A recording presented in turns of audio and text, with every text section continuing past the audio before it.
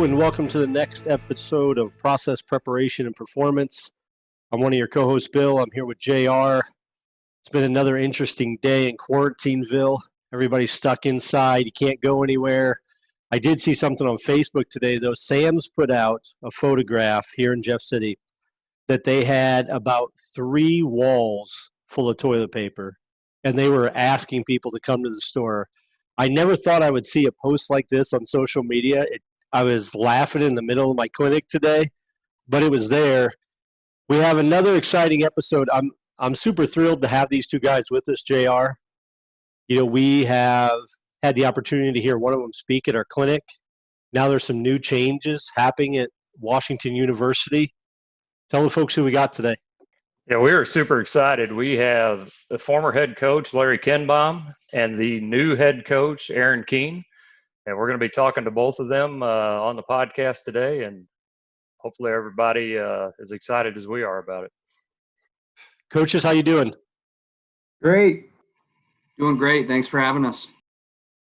We generally just jump right in and start talking and asking questions. But I want to back up a little bit and just talk about the day, right? Because things have changed. Our total society has changed. You got to be like 6 feet apart from people. I was talking to a guy in Canada last night, and he told me that groups of 5 or more can't gather. And if you do, it's $1,000 fine. $1,000 fine, which is crazy to me. So, Coach Kindbom, I'm going to start with you first. How is the quarantine life going down there in St. Louis, and has it really changed a lot of what you're doing? Well, it's hard. It would be hard to say it hasn't changed what I'm doing. I think the hardest thing for not just me but for everybody is to try to find a routine. So I'm finding one. Being able to. I'm a goal setter kind of guy, so I want to make so many contacts every day in my recruiting. I want to make sure that I'm spending X amount of time getting ready for preparation for time with our players.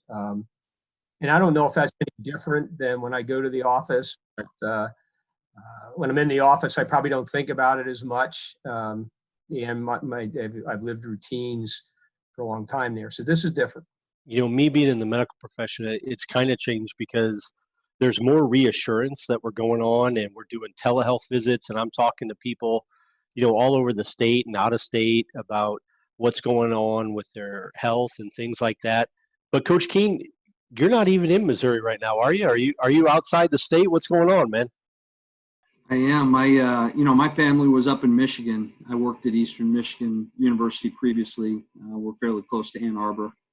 And we were in the process of selling our place up here, and I had temporary housing down in St. Louis as I did some work through the first 8 weeks of my job down there, and had plans to come back for spring break and then head back down and hopefully buy a house down there and get the whole family moved down. But this has kind of thrown a big wrench in it. It's I think back to the week where they canceled classes coming back from spring break and told all of us that we essentially had to be out of the building by Friday. And so we met a little bit as a staff, kind of got organized and collected all the things we thought we'd need. And I went back and packed up my temporary housing to a certain extent and headed back. I was just telling my wife that I almost wish I'd packed up everything. So it's just, you're so much uncertainty on whether I'm even going to be able to get back down there before my lease runs out. And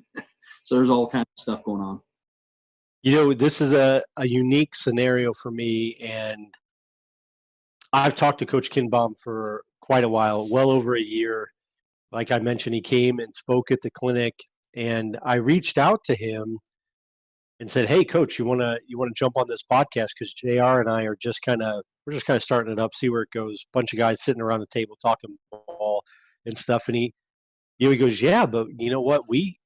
I'm not the head coach there anymore. We got a new guy." And I'm like, "What? What are we talking about here? What's going on?" And I actually saw the post on social media. So, Coach Keene, new guy, new head coach. It's my understanding you played there. Is that correct? Yeah, I was actually part of, I believe, Coach K's first recruiting class there at Washee. So part of the early years, and then coached for him for 8 years, I believe. Left in 2002. So seems like yesterday I left, but it's been a while. It's amazing to me because I've often looked at my alma mater, both high school and college wise, and I'm like, the job's come up before, right? A coaching job has come up before, and I'm always very tempted to like download that application and start to fill it out. But you did it. I mean, you jumped out there, you went for it. So I'm going to ask you a couple of questions real quick, and I know you have the answer because you wouldn't be here if you didn't. But when that application comes open, there's got to be a lot of things that flood through your head. There's got to be so much stuff that's going on. So tell me a couple things about WashU and the football program that just drew you back.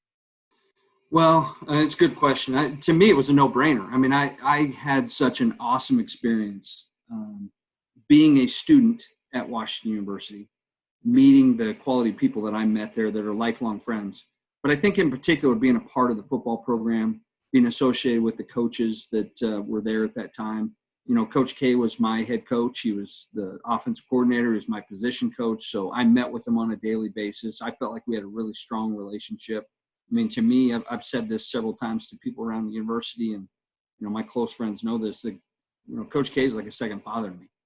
And, you know, so I valued what I got out of my experience at WashU. And I've always looked at the job and said, if that ever comes open, I would be very much interested in that.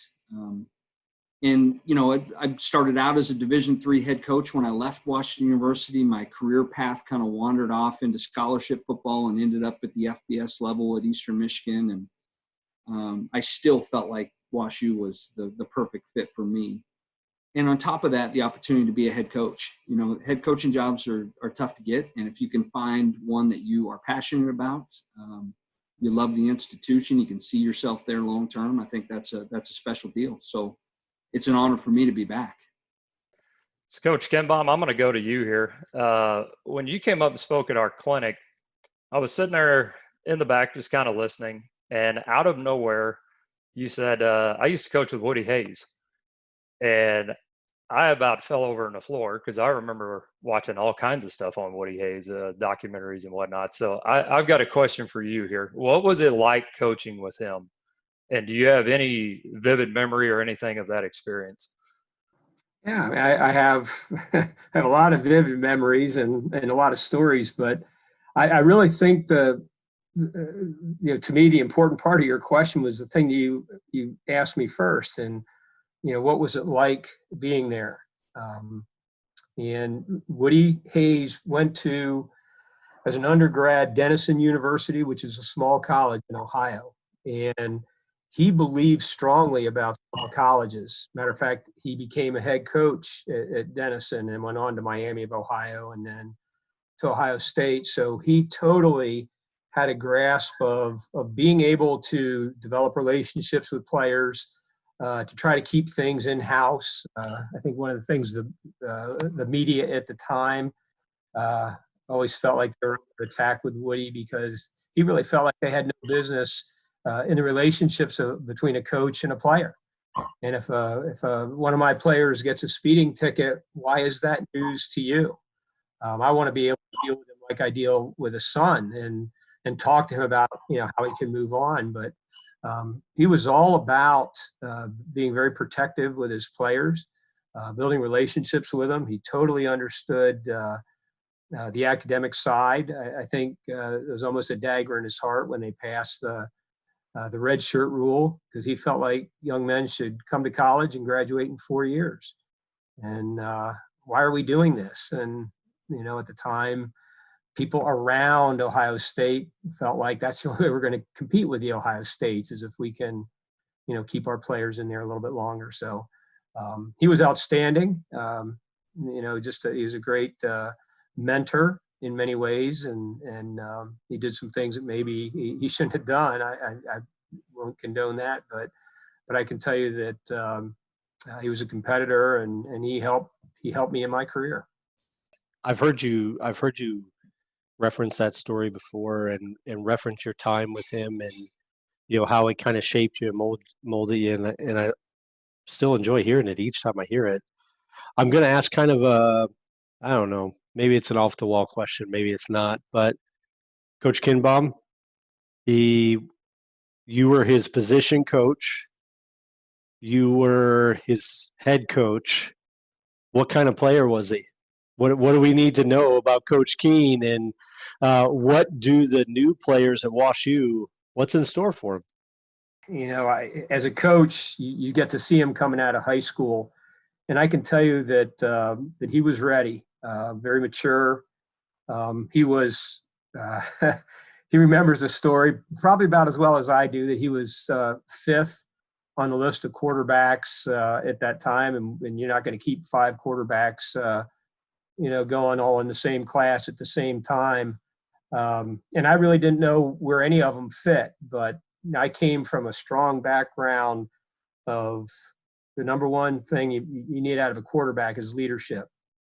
And we were a little different because we threw the ball back then, and throwing the ball when I came to Washee wasn't really the big thing. But, you know, I would take leadership over that talent or over that skill. And it was really important because we were trying to change the culture of the program and trying to get into winning mindsets. And I thought the quarterback had to be that guy that was going to be there. So for me to tell you any different how I feel about him, when he took the position, I was out. I was gone. I had stepped down, and he asked me to come back, and I'm not sure there would have been anybody else in the world that would have had a yes response out of me. But that's how much I thought about him as an undergrad, and how much I thought about him when he was on my staff. He was really the first guy I turned an offense over to. It was tough for me to no longer be the offensive coordinator, but I gave it to him because he was sharp and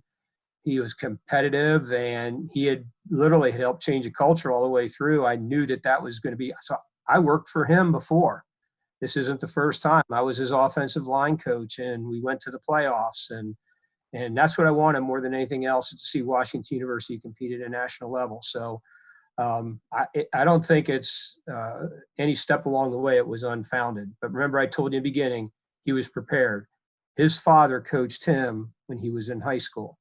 And if you think about that lineage, then I don't know if there's anybody more ready to be a head football coach at Washington University than Aaron Keen. So Coach Kindbom just mentioned throwing the ball, and you're up at Eastern Michigan. Set some school records, I believe, for touchdown passes, completions. What kind of offense you planning on bringing down here to watch? I always say the kind that works. You got to. I mean, and I say that because I've been in a lot of different institutions, and I've run a lot of different styles of offense. I think you have to pattern your offense after the skills and abilities of your players, right? So if you have, you know, for example, I was at Nebraska Omaha in my first foray into scholarship football, and I had a quarterback who was a senior that year named Zach Miller. Zach ended up playing, I think, 8 years in the NFL as a tight end, finished with the Chicago Bears. He was tremendously talented. He's 6'5", 230 pounds, and ran a 4.5 40. And I mean, he ran the heck out of the ball for us. We didn't throw it as much when Zach was our quarterback. We wanted to use the skills we had. Now, I mean, I was at Minnesota State. We had Adam Thielen at wide receiver. You better believe we threw the heck out of the ball to Adam. And I was fortunate at Eastern Michigan. I had a really talented quarterback who was from the St. Louis area in Mike Glass, who did a great job for us, completed a lot of passes, and just was electric for us. So, you know, Coach K asked me, I think this was back in 2002, my last year coordinating for him. We had a freshman quarterback coming in, and we knew he was pretty talented. And I remember sitting down in preseason. He said, "You know, what's your passion offensively?" And I said, "Well, it's throwing the ball." And Coach said, "Well, that's mine as well. Let's do it." So I would say that, you know, I don't stray too far away from looking at advantages in the pass game, how you can create mismatches, and from a personnel standpoint, from a scheme standpoint. You know, my passion is developing a pass game, but I do believe in my heart that you better be able to do a lot of things really well. You better be able to run the football when somebody shuts down your pass game. And if you're a running team, if somebody loads up the box, you better be able to throw it. So we're going to be as balanced as possible, but my passion is definitely throwing the football. You brought up the offense, and JR and I are both on the offensive side of the ball now. So we could spend the next 6-8 hours talking about offense and we wouldn't get bored one bit. But talking about that, talking about your ideal balance and how you would take advantage and whatever it is you want to do offensively, recruits are stuck inside right now. You can't go visit, they can't come visit you. So tell us what an ideal Washington University recruit looks like in your eyes. Well, it's a good question. You know, there's we're in a unique situation at our university because you're talking about one of the elite academic institutions in the country. And there are young men that are studying engineering, pre-med, business. We've had art and architecture students at Washington University. So it's, it's unique in that you've got to find a special caliber of student, right? And a lot of people look at that as a weakness. Like, how can you recruit students that have a 34 ACT that are worth a darn? What I would say is it's a benefit to us because we can. There's a weeding out process academically. We're not mass recruiting at Washington University. We're finding those talented few. And then I think the challenge for us as football coaches is we've got to identify student athletes who are passionate about the game of football as well. They absolutely love it. Because as we all know, there are tough times in the game. There are tough times in a college student's life, whether it's the academic side of things or their girlfriend breaks up with them, trouble at home, whatever's happening. Football is not always going to be great. And so if you have a passion for it, if you truly love it, it's easier to get through some of those tough times. And that's really, I think Coach would say this, I learned this from him. If you can identify those people, it's a heck of a lot easier to be a successful coach. So Coach Kindbom, Coach King just kind of touched on, what Washington University has to offer. Let me ask you, why 31 years? Did you ever have the opportunity to go somewhere else, or was it's just that place that you want to be? Yeah, well, I'm sure my players also said, why 31 years over the years? So be careful what you say there, JR. But no, I mean, I wanted a place that I could say, I want to go there. I don't want to move my family. I found that place when I left Ohio State. I kind of worked my way to be the head coach at Kenyon College in Ohio. It was out in the country. I had a log house, acre and a half, a beautiful place. And I said, this is where we're going to be. This is where we'll stay. And 6 years into that, Washee connected with me. I really didn't want to go for that very reason. I wanted to go someplace that I could just call home. And Woody understood that. And you had mentioned Woody before, Bill, but understand that Woody was at Ohio State for a long time. And that's hard to do it at that level. And that was part of what he wanted. He wanted a place that he could have his family grow up and they could be part of the whole thing. So when Washee opened up and we ended up taking the job, it was like never again. I mean, that's what I wanted in the first place. Washee was a pretty spectacular place. I love Kenyon. But if I make this move, I'm never going to want to go again. So, opportunities come and go all the time, and we don't even know what they are sometimes, right? But there's no better opportunity than waking up every day and being in a place you love. And obviously, working with a guy like Aaron as a player, then as a coach, and now working for him as the man in charge, how awesome is it to be around people that have that kind of fire, energy, passion to be successful in their lives? Oh, you're 100% right, Coach. I mean, it's when you find something you love, you're running in the door every day like your hair's on fire because you can't wait to get in there, interact with whether it's your players, your workers, if you're whatever it may be, because it becomes your family, right? So you're running in the door. So Coach Keen, I got to ask, Coach Kindbom's a 31-year vet at Washee. What was it that separated Washee for you? We know Coach was there. We know he was your position coach and he believed in you. what else was it that happened during your time there that you're like, I got to go. This is right. I had talked to Coach K, several times at several different points about, where he was headed in his career and at what point he might step down. And I thought he'd coach forever, to be honest with you. I just did not think he was going to step down as a head coach. And I think that's why my career path just kind of headed in different directions. But as I said before, I've always looked at the job as a no-brainer for me. And, I've all of my close friends were former teammates of mine or students at Washee University. And, if I ever discussed things about my career and, Washee would come up, they always would ask if I was coming back.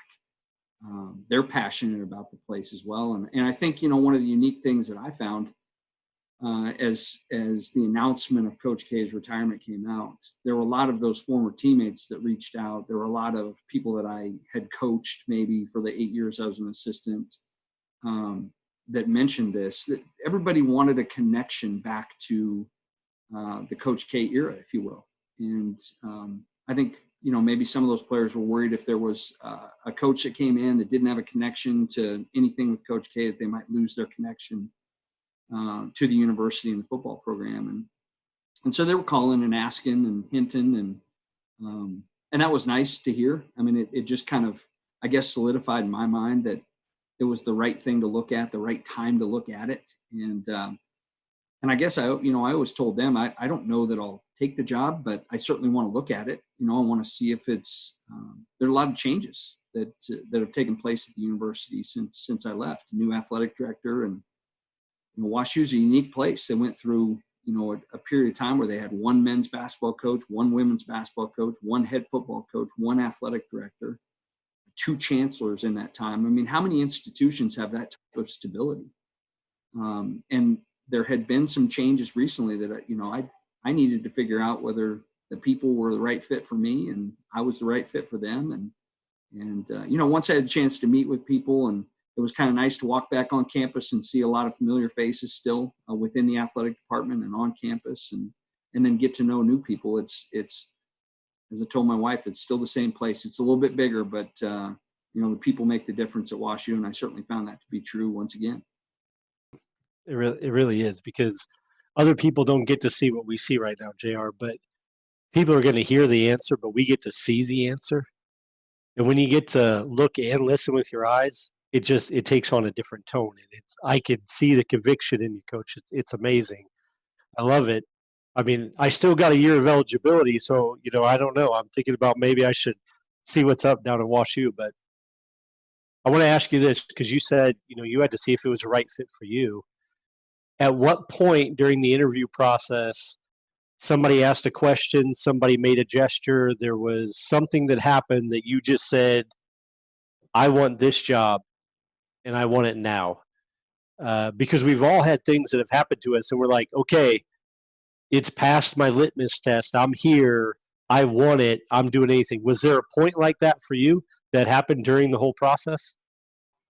Well, I'll tell you what was interesting is, I was having a few discussions, gone through the process and went through a Zoom interview. And, you mentioned some of the passion coming through it.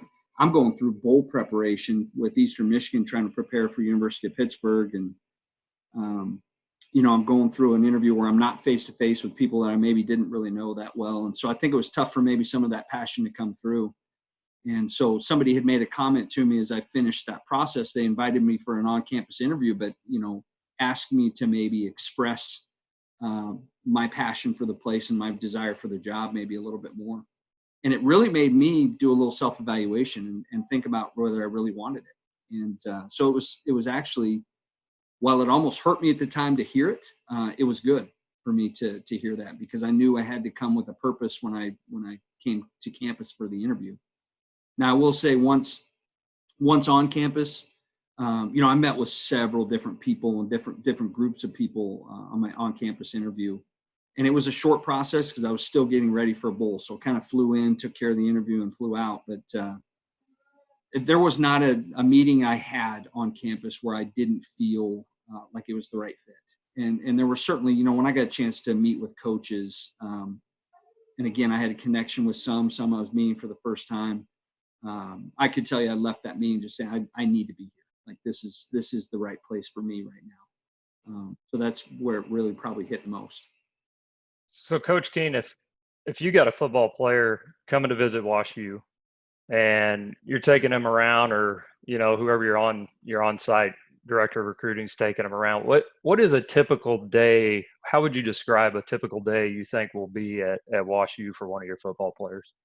Probably a better question for Coach K. He's been there recently, but I haven't lived it as a player, as an assistant coach, and now as a head coach. I mean, and I've seen it from the other side where, I've been at a scholarship school where we're dominating 20 hours per week in season, 8 hours per week out of season of our student athletes' lives.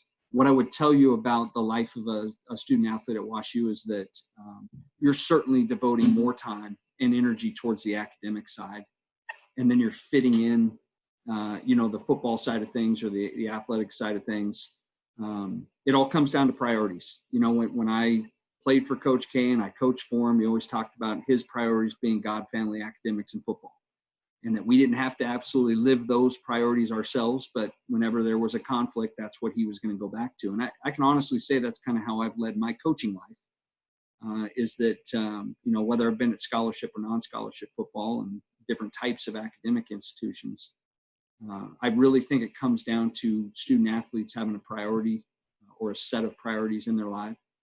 And they've got to live their life according to those priorities. And that requires them making some tough decisions. So our players are, they're taking a heavy load academically, and they're studying some things they're no joke. As I told, we had a junior group on campus, and I was pretty proud of the fact when I was a student athlete there, I was a 3.5 GPA, and I got an NCAA postgraduate scholarship. I thought it was hot stuff. Well, I majored in history. Okay. So at the time it was pretty challenging for me, but I walk onto campus now and there's guys triple majoring, and some of those majors are biomedical engineering and something in business and maybe Chinese.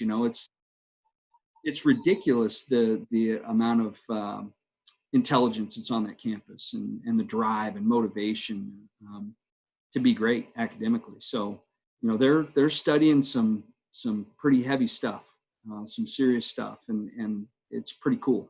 And so they're maybe taking 15 credit hours. Some of them are taking more than that to get the double and triple majors done. And we might have to balance our time a little bit as far as fitting meeting schedules in to fit around those academic schedules. But hey, I'm a football coach, and Coach K was the same way. I mean, we're going to take our business pretty seriously too, and we're going to demand the players. And I think if you recruit the right type of people, they want that. They want to show up and get a 45-minute meeting in, or a half-hour meeting that's pretty intense, and they're learning a lot before they go on the field and practicing for an hour and a half to 2 hours and getting the most out of it. I've got to be, focused and intense in what I do to make sure that, we're not wasting time and we're getting them out because they may have, a tutoring session or a class that night or something else that they've got to move on to as well. So, I would just say that the life from what I was used to at FBS football is, they're going to spend a little less time on football, but they're going to be serious about it,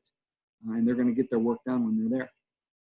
I'm loving Washee more and more, JR. I mean, a double or triple major, I'm not sure that I'm still equipped for all that. I might get through one right now, but a double or triple, I don't know if I could do it right now. Coach K, this is really interesting to me because you're the head coach for a long time, and you've been at multiple different levels. You assistant, head coach, but now you're back to being an assistant, right? You're back to the guy you mentored, you tutored, you developed, but you knew what his leadership was. How do you keep going, man? How do you keep going? Because you're back as an assistant now, so you're grinding again. You're doing all this stuff. How does that circle back for you? Tell us what that looks like. Before I do want to say I'm so proud of Aaron, because you asked Aaron what the litmus test was, and you're talking to a history major. All right, you can see what we did for him. But it's one of those, when I hear that question, to me it's almost unbelievable to hear it, because I've always felt And regardless of whether I was a head coach or an assistant coach, everybody has a role. And I've always cherished whatever role I had, and I never felt like because I was a head coach, I was more important than that guy who might be holding the dummy, for the number one guy, getting him ready for that big game on a Thursday night. It's like I just want to fill a role. And how cool is it? We all say this, that we love to see the students go beyond the teacher. And I say that with great sincerity. I really feel like, man, I get to work for a guy who's on the cutting edge with what's going on in the game of football. And somebody has all these ideas, understand a lot of the things that we've done. I'm accustomed to because we've been doing them for so long. And all of a sudden somebody comes in with these great ideas. I want to be part of that. I want to be a good recruiter. I want to go out and I want to be a better position coach at what I do. So I get to fill a role, and that's what I've always done. So that part is no different. But to be able to do it with someone that I love and respect, I think that's pretty cool. But I'm a competitor now, and I want to win football games. I want my guys to be good, and I'm hoping that those expectations continue to rise on me every day, because I really want to help this team win a championship. Coach Keen, it sounds like you got a fired up assistant coach, man. It sounds like he's doing exactly what you said, and that's come with a purpose, right? The players are doing it. You got Coach K doing it. Woo! It's going to be a good football year at Washee, man. Well, one of the cool things about Coach K is, I know he's been the head coach there a long time, but he's done everything. He's been the best recruiter on staff for 31 years. And I'm not just talking about being a guy that's a closer with recruits that you bring in. You go manage your territory and bring these guys back, and he finishes the deal. He's out managing a territory and digging up names in all kinds of different areas. And I've seen the guy drive his van all across the country and meet with high school coaches and do home visits and then drive back that night to save budget money. And he's an amazing recruiter. And I know as an assistant, we used to have competitions to see who could sign the most guys. And then it became, whose guys were most quality and whose guys were playing. And that's kind of a fun staff to be a part of. That's what I'm looking forward to having again. And that's why I think it's great to, when you're asking, why would you want to keep doing this or whatever? I mean, the guy's got a passion for coaching and for recruiting. And, it's fun to be around on a daily basis. It gives me energy, And I think the best thing for me is that, I've got a lot of new ideas on things that I might want to try, but, I'm not just kind of shooting bullets into the air and see where they land. It's, I get to ask the guy who's been there for 31 years what he thinks of things. And, if he thinks it's a crazy idea, he's going to tell me. And if I think, it should be done anyway, I'll force my hand with it. But it's a pretty good relationship. And, that's a pretty cool thing to have. This will be a question for both of you. Describe the prototypical Washee recruit. Coach, I'll let you go first. I think you better please the head coach. Now I'll let you go. Obviously, Aaron talked about, what he was looking for, but I would tell you that that's the prototypical recruit. Someone, obviously, they're very bright. They have a passion for what they're doing in the classroom, but I love that word passion too. Every time Aaron uses that word, I get goosebumps, because it's what I think one of my former players obviously has, right? And he has it for what he does in the football realm, right? But we have guys that are doing that in the realm like you, Doc. I mean, we have guys that are, that I've been able to just sit there and watch them take that passion, take it to hospitals and take it to law offices around the country, and engineers and people working in government, people working in the entertainment field.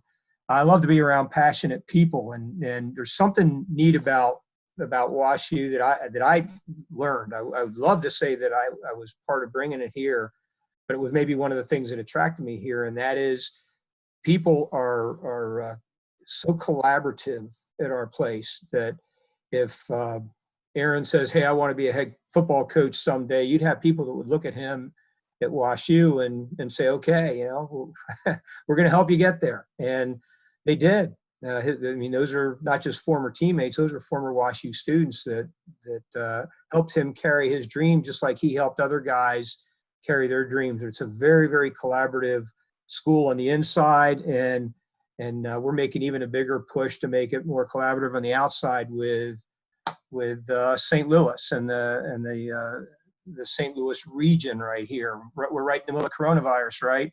Here's Washington University stepping forward and doing research and building tests and doing all things for this region because we're part of this region. It means something to us. So we're not just an ivory tower that says we just do what we want to do. I appreciate being around that. And I think it's because the people that come to WashU do have a passion. So Prototypical, I'll go right back to the word that Coach Keen said right off the bat, passion, because I think that's the one thing that hits all areas. If I could just add, I think the thing that, again, we're recruiting very special students, but they might have been very unique in their high school. They might have been the only guy that had the 34 ACT in their high school and, had the type of GPA that they had. And maybe they thought they'd look at an elite academic institution and find a bunch of nerds there or something. And I think what they find is that within the university, there are people just like them. And that's what attracts them to WashU, especially if they're looking for maybe a little bit more laid back atmosphere, not the cutthroat academic environment. I mean, one of the schools that we play every year, the students make T-shirts that say "Where fun goes to die." That's not WashU. It's a special place beyond the academic environment that you can find, and I think that's what our students fall in love with.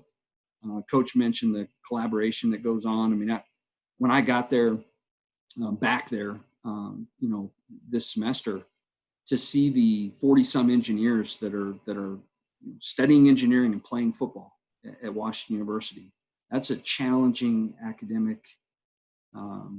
situation that they're in. And they work together. I mean, it's unbelievable, the study sessions they have and how they're working through homework problems and tutoring each other. I mean, some of the upperclassmen that are just volunteering to tutor some of the younger players and help them guide them through tough situations to make sure that they can pursue a passion they have academically and also, stay on the football team and thrive. And that's a pretty cool thing to witness.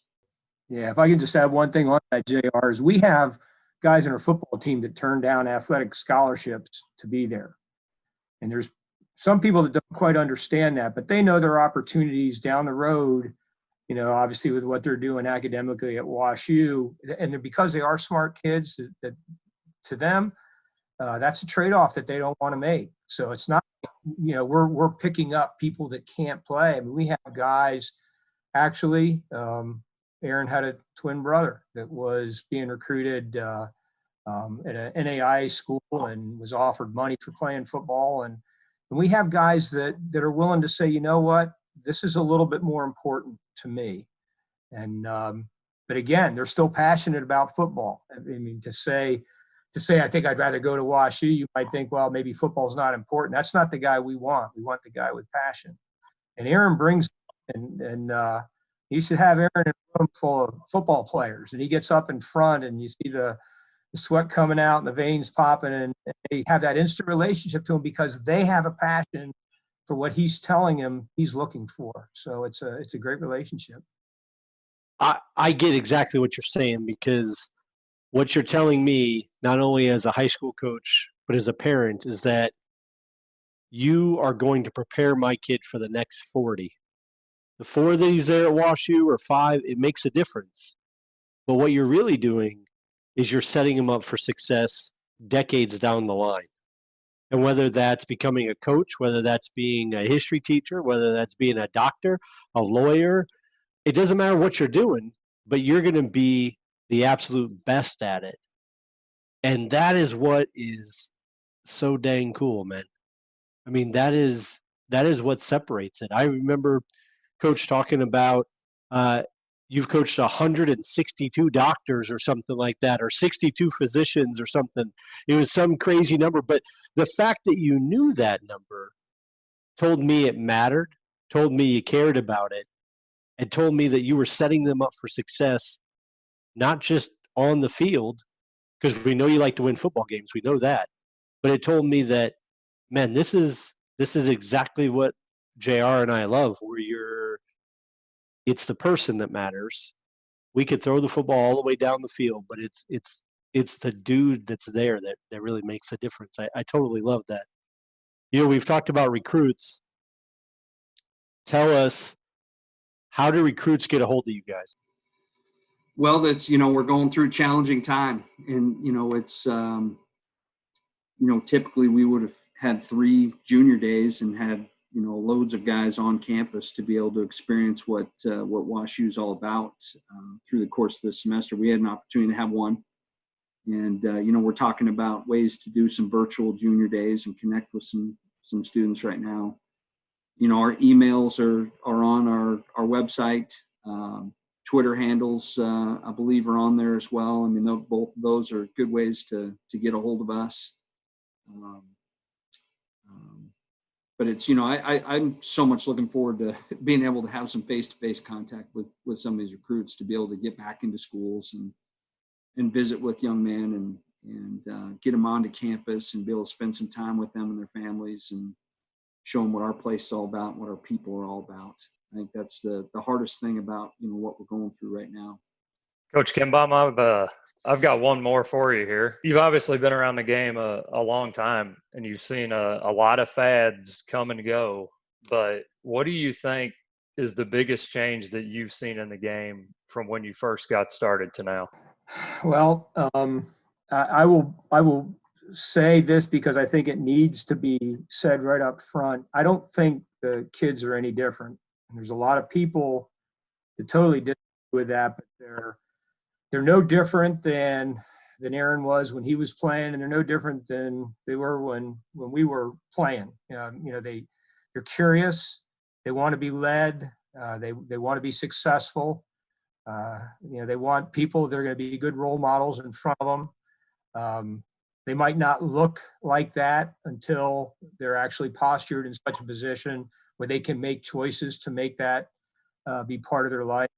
So they're no different. The toys are different.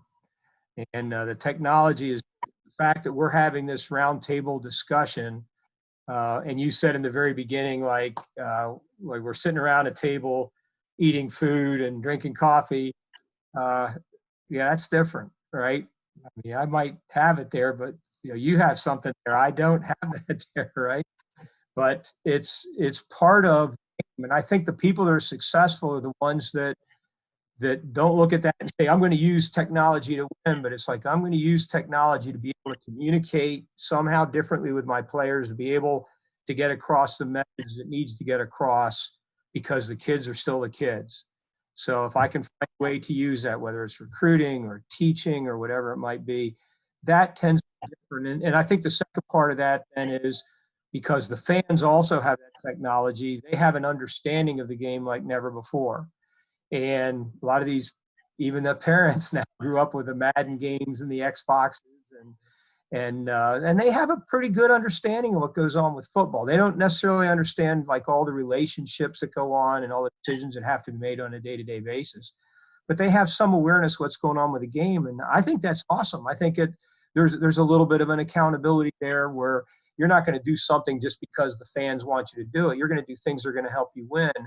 But they gain an appreciation when they realize that maybe those results are coming out that way. So those are my two things: the technology, obviously, and then I think the knowledge that the fans gain, maybe because of that technology, that have changed their game just a little bit. But it's still about blocking, hitting, tackling, running, catching, passing. That's football. It's having tears in your eyes when you're just a little disappointed, and a big smile on your face when things go your way. But when it's all said and done, it's just being around the people you're with. 100% agree. JR and I talk about that all the time.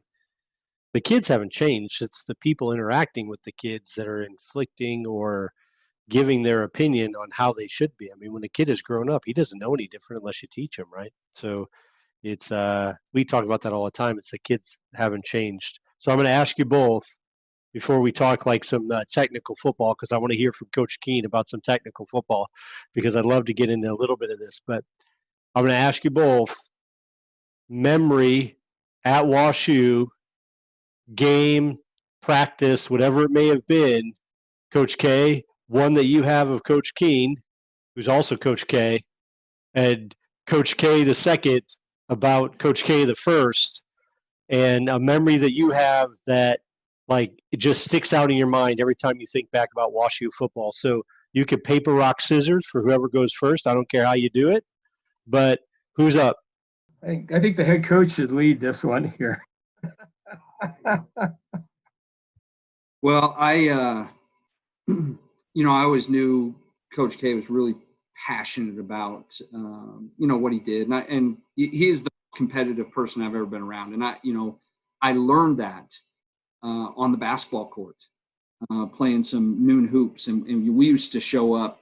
There's a guy named Jeff Doyle that was an All-American lineman who's a pretty good hoops player. And I always had him on my team. And we'd show up and play some of the coaches in noon hoop in the old Francis gymnasium. There wasn't much room around that gym. I mean, if you push somebody off the court, you're going into the wall or through some doors. And we had an old defensive coordinator, Ron Collins, who'd probably push you through those doors. But we used to call Coach K the human broom, because if there was a ball on the ground, he was going after it. And I just as a player, I'd be thinking, I'm not diving on the ground for a noon hoops game. And he just doesn't like that. I learned a lot of competitiveness from him, because he just didn't differentiate between, a district championship game and a noon hoop game. We played the same way. And I think I learned how to play a lot of competitive sports a lot better because of situations like that. All right, Coach Kindbom, it's your turn. Yeah. Mine's going to be a little different. Aaron's junior year, we were down at Rhodes College, and he ended up getting a knee injury, and it was a tough deal. And when it was all said and done, he needed to have surgery. And I've always believed, and this is another Woodyism, Woody always would say to us, and again he pounded into our heads, the measure of a man is not that he's not ever going to get knocked down. I mean, people are going to get knocked down, but the measure of the man is when he actually gets up and goes again. And I still remember being in that hospital room, and that's the toughest thing, right? Nobody wants to, I'm sorry about stirring up old memories, Aaron, but I looked into his eyes, and it was one of those things, because I feel bad too. Coaches don't like to see their players get hurt, ACL injury and the whole thing. And it's like, hey, I'm coming back. And, you never know when somebody says that right at that moment. You never really know what you're going to do. But the fact that not only did he come back, he came back and led. He did everything that I think every coach would want to see their players do, and have a great experience, and bringing us back, having a winning season and the whole thing. And that was a pretty touching moment. There were so many great moments where, we threw passes. He had some bad moments where he might put a ball in somebody's hand at a place like a Carnegie Mellon or something. But here we go. What it really comes down to, though, is when you see that, I mean, there's no question. You get that instant connection feeling that wow, this guy's special. He's really, really special, and he's not feeling sorry for himself. He really is going to come back, and I didn't even know what that meant. I didn't know if he was going to come back and play football, or if he was going to just come back and be a good student. But he did not let himself stay down. And but a great measure, though, huh? Yeah, that's great. I'd like to know more about that pass at Carnegie Mellon, but we'll let it go for a bit. We'll let it go. No, I can tell you exactly, because it was probably one of my worst moments as a player. And you talk about a coach standing up for one of his players. I mean, he had my back through that, and that was pretty cool. And that's all part of relationship building. But I think it says a lot about the type of person that Coach K is. I mean, I think we had first and goal at the 2-yard line, and a chance to win a conference championship. And I got selfish, looked over the receiver and thought I had a fade for a touchdown. And I still remember giving him the universal fade signal. I grabbed my face mask, I looked over there at Isaac Mosley, and he looked back at me and was shaking his head no. Again. And so I threw the fade and they picked it off. And, we could have easily run the ball in, in 3 downs or 4 downs, whatever it was. But, I do remember Coach K saying to the press that was there, the major press that was involved covering the Washee versus Carnegie Mellon game. It's easier. It would have been easier to throw your quarterback under the bus. I mean, I just made an awful mistake that cost us a championship. And he just, said it was his responsibility, that he gives us the ability to do that stuff. And, I appreciated that. It took a lot of pressure off me in a time where I wasn't feeling real good about myself. We could do a whole episode, JR, on mine. It'd be nobody would listen after that because they'd feel I might get sympathy cards. I don't know. We'll have to see what happens. This is the one bad thing about coming back to my alma mater is I have a lot of former teammates that still remember that throw, and they always bring it up. Well, you could just ask them to bring it up if they're willing to donate to the alumni fund, right? There you go. Sure. There you go. Sure. All right, so let's get into some ball. Let's get into some X's and O's here because you guys have been all around. JR and I love to throw the football. Tell us about a pass concept that maybe you learned back at Washee that you continue to go through, that you continue to develop, and if it's like install day one, you're throwing this route. Yeah, so it's interesting because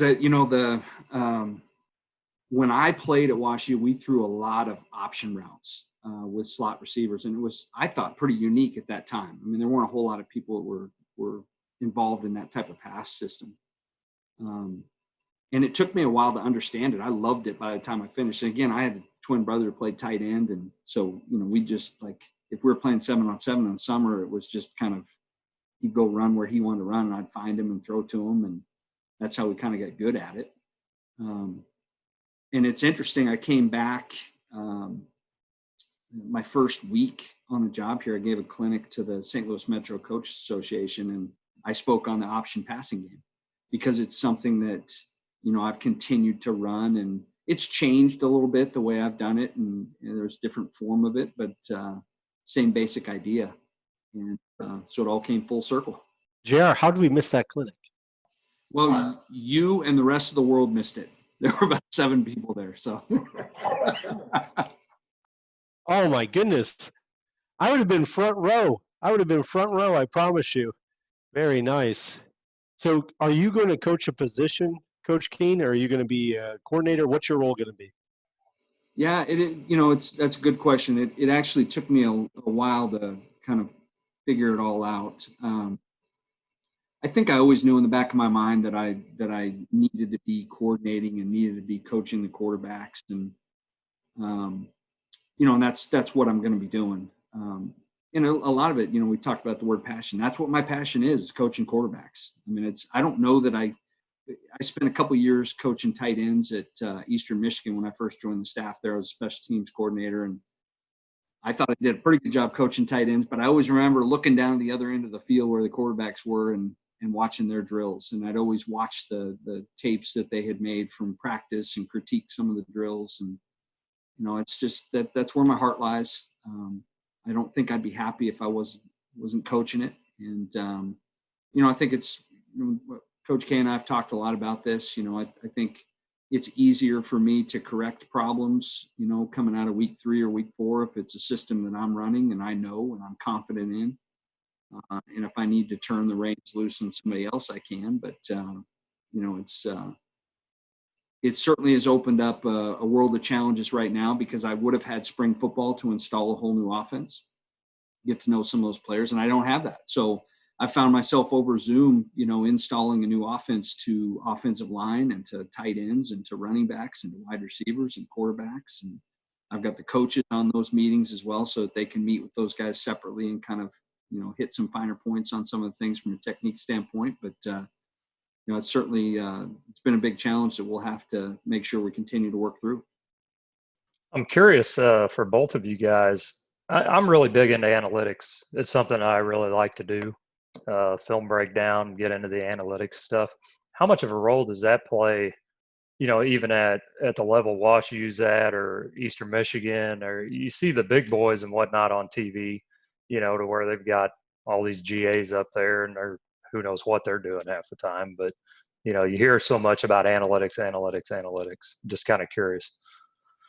Sure. Well, there's a great company that Rob Ash, who's a former Division III coach and coached at Drake University and Montana State, and I've always been impressed with him. He got involved with a company that does analytics, and we actually purchased a system through Eastern Michigan, and so it made us more aggressive going forward in fourth down situations when we crossed the 50. It made us more aggressive in 2-point situations.